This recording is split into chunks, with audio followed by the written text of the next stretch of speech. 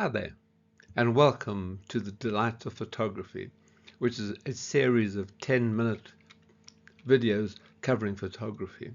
And this is the first of our third session, our third session, capturing your vision, making the most of what you see. What I suggest, if you're new to the channel, welcome, good to see you. If you have a look bottom right hand corner, there's a subscribe little red thing. Click on that. That'll take you to the whole list of the videos we've done so far. So I'd recommend that you go back to the beginning and work your way through them because they're done in a certain program. But if you feel like just capturing your vision, you're obviously most welcome to do that. And for those of you who've been with us for some time, thank you very much, and it's good to have you with us.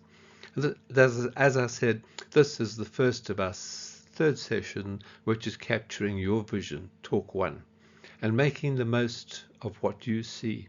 Because really we're going to be drawing on some of the things that we've learned over the first two sessions, deciding how we're going to capture our images. Because all our images are personal, and we want to decide how we're going to take those images, what we're going to do, and how we're just going to enjoy our photography. Because taking photographs can be the most amazing thing to be doing. You're capturing wonderful things that you can see in nature, wonderful things that you can see around cities. And the challenge is, how do I capture the picture that I want to capture? Can we talk about going right back to the beginning, stimulating our own creativity? Each of us has our own unique creativity, and sometimes we have to dig to find it. But we're going to talk about stimulating that creativity. And then also creating images that express what we see, feel, and experience in the world around us. Not just click, click, click.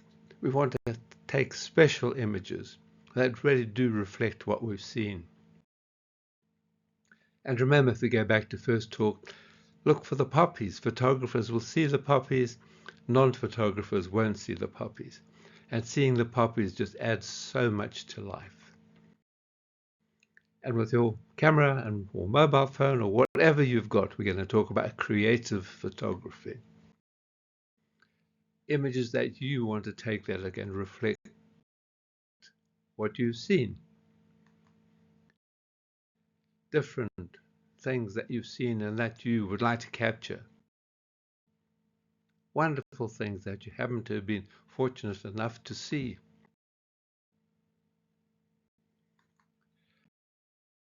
And each time, just before you push the shutter button or tap on the screen, ask yourself this picture: why am I taking this picture? Or how am I making this picture?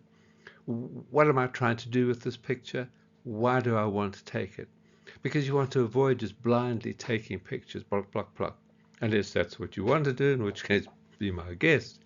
But if you think about what you're going to do, and not like a whole big conversation, just a quick thing: why am I taking this picture?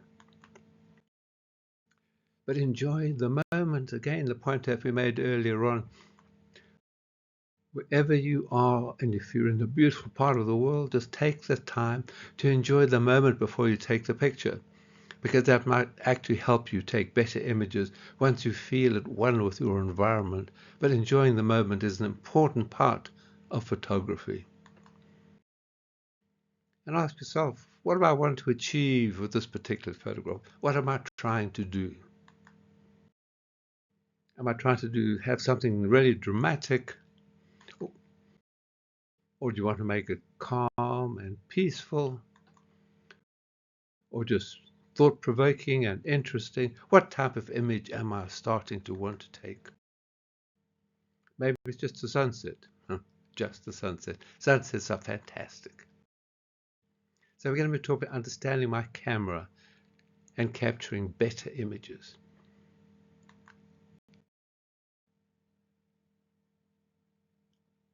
That was the, sorry guys, that was the previous one, what you need to do to understand your camera. But we go on with Benjamin Franklin took after Zhong Kong, and he said, tell me and I'll forget. Teach me and I may remember. Involve me and I'll learn. Modern version, If I'm told, I will forget. If I'm shown, I might remember something. If I find out and do, I will understand. And what we as photographers need to do really is to make use of the instruction books, of the instruction manuals that come with our cameras, and not to read it as a book, but just to use it as a reference material. How do I set up aperture priority? Look, look, look. Tells you what to do. You got two hands. It's on your screen, and you can play with it. And you will teach yourself, and you will learn about your camera. And because you've learned it yourself, you will remember. The instruction book tells you everything you want to know, but it's a reference book. Understand the basics of your camera, even if it's working on automatic, it then becomes easier to expand your photography because you know what you're doing. This can give you the creative control to take photographs that really reflect what you've seen. And not just a record of event, time and place. You want to take images that reflect all sorts of interesting things that you've seen. And you need to think about, how did I take that image? I took this one because I knelt down because it gave me a different perspective. I like doing this one and I got up early in the morning or late at night, whenever you were down there taking the image all by yourself, no people.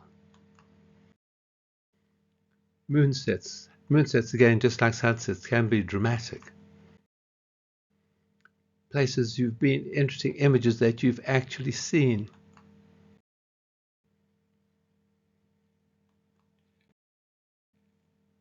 And you've enjoyed taking. So you've got a set of tools which can make your photographs not only unique to you, but also interesting to others in small doses. Particularly in this digital age, we tend to have overkill in terms of number of images we show people.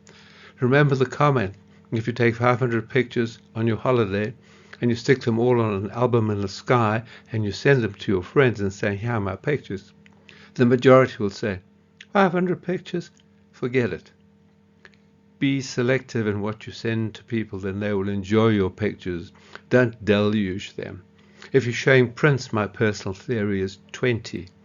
Once you've shown people 20, they will lose interest and they're just being polite. Also, if you're showing people pictures on the screen of your camera, 20 is about enough. But you must do what you must do. And also, just a reminder, do not show your mistakes. Make sure you go through all your images and get rid of any mistakes before you show them to anybody. But you'll find your photographs fascinating, where you've been and how you have captured what you felt when you were there. All these different things. You will develop your photography. That's all about the elements that go to make up the picture, the light, where it falls, how it falls, just what time it falls. This guy was looking on his cell phone while he was fishing. But you look for little elements of light, because as we said right at the beginning, light is what it's all about. As a photographer, you need to capture the light. Here's this picture of the cross. I just love this picture, just a stray sunbeam, and look what it did. And look what light can do to the monkey. Just light is everything to do with photography. Watch the light. It's beautiful. It shows you pictures that you may miss if you're not looking for the light. What is it doing to the color? And from which vantage point you take the picture? Where's the point of central focus? How are you using color? Thoughts to go through your mind. Color. Foreground, middle ground, background, all in focus. And here you've got the light is coming from the right, just lighting up the chateau. And you've got there early in the morning to get that effect. And here's colour, the colour of the bridesmaids' gowns down on the beach. It just makes them stand out against the sort of greeny grey of the sea. And statues, like you can affect where the sun shines sometimes by moving yourself. This particular image was taken with the photographer, me, lying on the ground. Sometimes you can do that and you can get different lighting by lying. And you need to remember, if you're embarrassed about lying on the ground, most people don't even know who you are. You do it. Take the picture. Get down low. Getting down low it always gives you a different view. Foreground in focus, different view. Try and make your images just slightly different now and then when you get the opportunity. Houses of Parliament with the early morning sun means you got up pretty early to get there for that, but it's a different kind of image that you would like to capture.